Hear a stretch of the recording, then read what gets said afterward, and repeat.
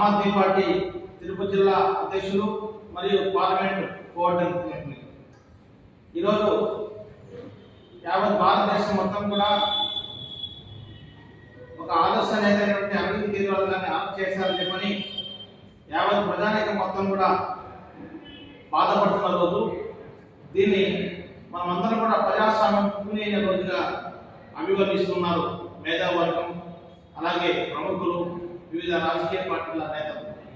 ఎందుకు ఈ స్థితిని ఈ రోజున కేంద్రంలో ఉన్నటువంటి బీజేపీ పార్టీ తీసుకొస్తా ఉంది అంటే, కేవలం సమీపిస్తున్నటువంటి పార్లమెంట్ ఎన్నికల్లో అరవింద్ కేజ్రీవాల్ గారు పోటీ చేయకూడదు, పోటీ చేసిన తర్వాత గెలవకూడదు, ఆయన పార్లమెంట్కి రాకూడదు.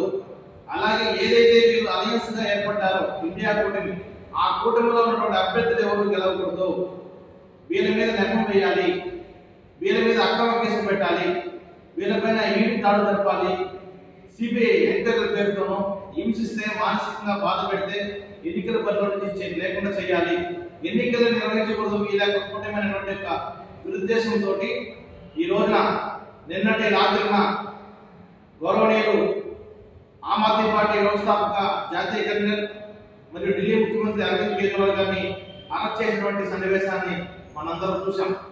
ఇప్పటికే అనేక పర్యాయాలు సమస్యను తిరస్కరించారు.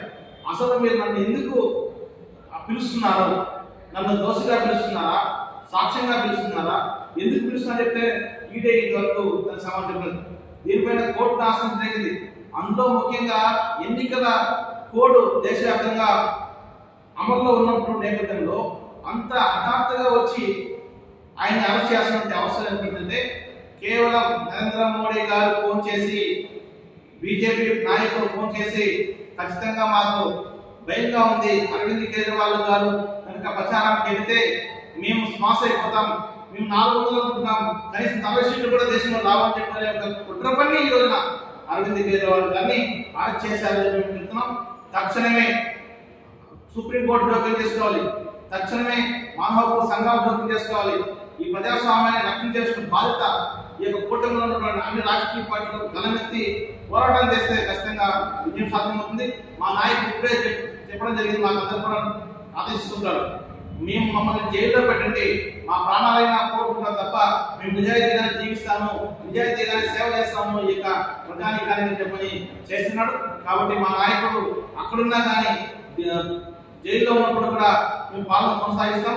ప్రజలకు మేము ఏదైతే చెప్పామో అవన్నీ కూడా విద్య కానీ, వైద్యం కానీ, మౌలిక వసతులు కానీ వీరన్నిటిపైన మా పార్టీ ఎప్పుడు కూడా స్టాండ్ తీసుకొని మేమందరం కూడా ముక్కాఖండిగా స్టాండ్ విత్ అరవింద్ కేజ్రీవాల్ నినాదాన్ని ఈ రోజు నుంచి ఖచ్చితంగా జనంలోకి తీసుకుపోతామని చెప్పని ఈ సందర్భంగా తెలియజేస్తున్నాం.